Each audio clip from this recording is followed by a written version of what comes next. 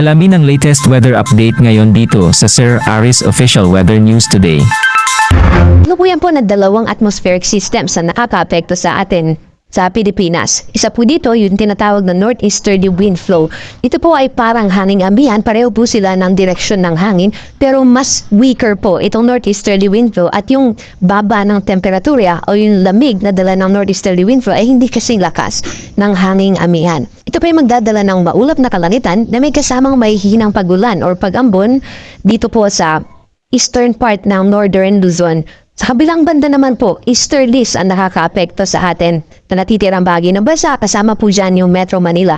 Itong easterlies po ay hangin na galing sa equatorial region sa Pacific Ocean to be specific, at ito po ay dahil sa pag-ikot ng mundo sa sarili nitong axis. At dahil mainit po yung hangin na galing sa o nadala na easterlies, ay i-expect natin na patuloy na mataas at malinsahangan ang temperatura at heat index na ating may experience.